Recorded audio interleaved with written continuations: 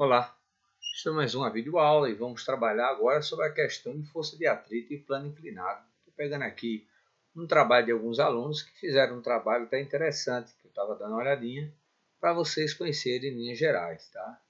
Então, força de atrito, dentre as forças de contato, a de atrito é uma das mais importantes, pois é graças a ela que caminhamos, seguramos objetos, nos mantemos em pé e os veículos se movem. Por outro lado, ela também pode determinar uma dificuldade de movimento em máquinas e motores, né? Por exemplo, tem lugares que o carro vai facilmente, tem lugares que não, por exemplo, no gelo, né, na areia, não é tão fácil. Então, cada vez quando o atrito é muito elevado, é ruim para certos tipos de objetos.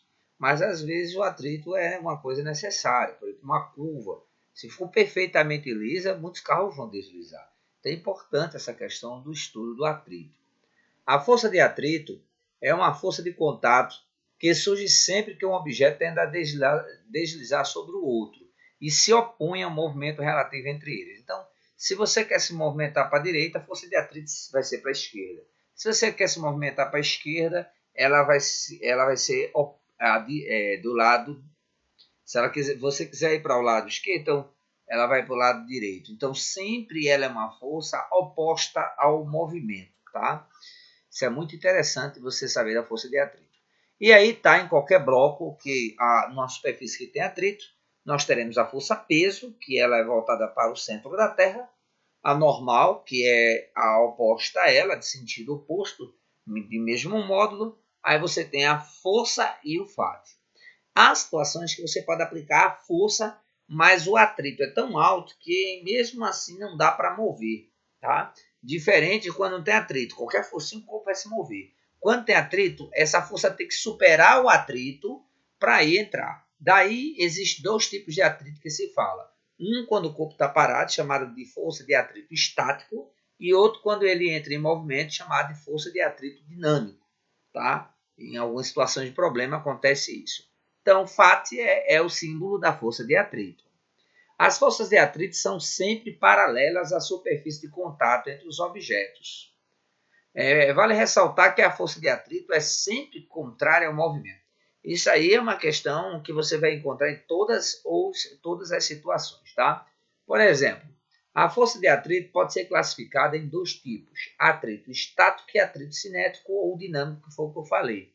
Na verdade, o cara está tentando empurrar, não conseguiu se mexer, ali está agindo estático. Mas quando ele mexe, aí vem o dinâmico. O que acontece é o seguinte: quando se embala, a chance dele continuar o movimento é mais fácil do que para o primeiro. Então, isso aí, por isso que chama-se de arranque, a necessidade do carro. Por isso que tem carros que falam muito a palavra arranque, arrancar, sair. A saída é mais difícil quando que está em movimento, tá?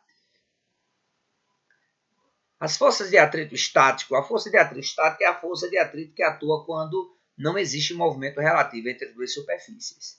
Experimentos mostraram que o módulo da força de atrito estático entre duas superfícies varia de 0 até um valor máximo. Este valor máximo depende do valor da força normal entre a superfície e do coeficiente de atrito estático, o W, o μ, né? Então, a força de atrito estático máximo é sempre calculado, né, através do I, do μ, vezes o N, tá? Nesse caso, o μ é estático. Esse μ aí que você está vendo é o estático, tá? É o Uzinho com a perninha tracinho. Estático vezes a normal, que é massa vezes gravidade, ok? Então, o estático é garantido aí. Sempre, na maioria dos problemas, o estático é maior ou é igual ao dinâmico, certo? Mas, na realidade nossa, a gente sabe que para empurrar um carro, o mais difícil é ele dar o primeiro toque. Depois que ele dá, é mais fácil sair, que é o dinâmico. Geralmente, nas naturezas, ela é menor. Mas aí, o estático, ele é um atrito realmente importante a gente fazer essa análise dos movimentos, tá? Se aplicarmos uma força menor do que a força de atrito estático máximo, a força de atrito será igual à componente da força que estamos aplicando sobre o objeto e ele vai permanecer parado. Isso é uma coisa interessante. Imagine que a força de atrito estático máximo fosse 50. Se eu aplicar 20, pela lei de Newton, pela terceira lei de Newton, o atrito naquele momento, a força estática, não vai ser 50. Se você aplicar 30, ele só vai usar 30. Se você colocar 20, só vai usar 20. Se você colocar 50, ele vai usar 50. Se você botar 80, ele só vai usar 50, porque é o máximo dele. Então, a força de atrito não é besta não, tá? Ele só usa aquilo que é necessário para a situação. Agora, ele tem o máximo dele, depois que aquele valor dele, ali não para. Então, depois que ele entra em movimento, aí já é outra situação. Sobre o objeto parado em uma superfície plana e horizontal, não atua nenhuma força de atrito, só quando aplicamos uma força que tenha um componente paralelo à superfície. É que vai aparecer a força de atrito estático do mesmo modo e sentido contrário. Quer dizer o seguinte, mesmo que a superfície tenha atrito, o carro está lá, só vai considerar força de atrito quando você começa a aplicar força. Enquanto você não está aplicando força, não é considerado força de atrito. Tá? Dizemos que não está tendo força de atrito naquele momento, mesmo que a superfície tenha.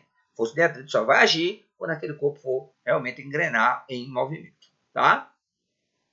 Quando você aplicar a força. Força de atrito cinético já é quando o corpo está embalado lá no movimento. Então, a força de atrito cinético, também chamada de força de atrito dinâmico, é que atua quando há um movimento relativo entre a superfície dos objetos. Uma vez iniciado o movimento, o valor da força de atrito é sempre constante, dado por Φ, ou força de atrito, é μ vezes a normal, onde μ é o coeficiente de atrito entre as duas superfícies. O resultado é que a força de atrito dinâmico sempre tende a parar um objeto que está em movimento. É uma força sempre de resistência. Você está movimentando, mas aquilo está atrapalhando. É aquilo que eu disse. Você pega um carro, está no asfalto, uma moto, chega, vai tranquilo. Quando você vai no calçamento, mesmo com aquela mesma potência motor, você já nota que o carro não chega àquela velocidade. E isso é bem comum. Se você vai na terraplanagem, também você percebe que é a questão do atrito do local, né? Isso aí tem essa influência. No plano inclinado, um plano inclinado é uma superfície inclinada em relação horizontal, sobre as quais os objetos podem deslizar pela ação da força da gravidade, como, por exemplo, o escorregar, essas ladeiras. Isso tudo tem as aplicações da teoria do plano inclinado. Tá? A característica mais importante do plano inclinado é o ângulo de inclinação. Então, justamente, é ele que vai dar relativo a isso aí, a relação do movimento. Então, veja essa situação que vocês estão vendo aí abaixo. Desconsiderando o atrito, as forças que agem sobre o objeto são essas daí. Você tem a normal, tem a peso, e força de atração da gravidade é a força peso, N é a força normal de reação do contato do bloco com a superfície de apoio, a força normal. Nesse caso, as forças normal e peso não se anulam, pelo fato de não estarem na mesma direção. Então, esse é um caso interessante. Só no plano elas se anulam. No plano inclinado, a normal ela não se anula com a força peso. Daí vem a necessidade de aparecer essas outras componentes, que aí você vai ver. Ao decompor a força peso e considerar a aceleração, temos que N é a normal, que você está vendo no bloco aí, essa inclinada ao bloco. A força peso, que ela vai para o centro da Terra. A aceleração, quando aquele bloco adquire movimento. Θ é o ângulo de abertura, mais inclinado ou menos inclinado do plano. Φ é a força de atrito. Pode ter força de atrito aí, nesse bloco, não sei. Pode você botar uma coisa inclinada e ele não descer, porque o atrito é o suficiente para sustentá-lo. Tá? Px é a decomposição. Px geralmente vai ser a força responsável pelo movimento. É ela que vai brigar com o atrito, caso tenha o plano, para entrar em movimento. E Py, essa decomposição do peso, ela é igual à normal. Tá? Py é a força normal. Você calcula normal, é mesmo que calcular Py. Tá? Isso é interessante. Bom, essas são as formas que a gente usa. Para Px, para calcular Px, nós temos o peso vezes o seno. Para calcular o Py, nós usamos a força peso, que é massa vezes gravidade, multiplicado pelo cosseno de θ. Py é igual a normal. Qualquer situação, no plano inclinado, sempre vai ser isso. Peso é o mg, como eu falei.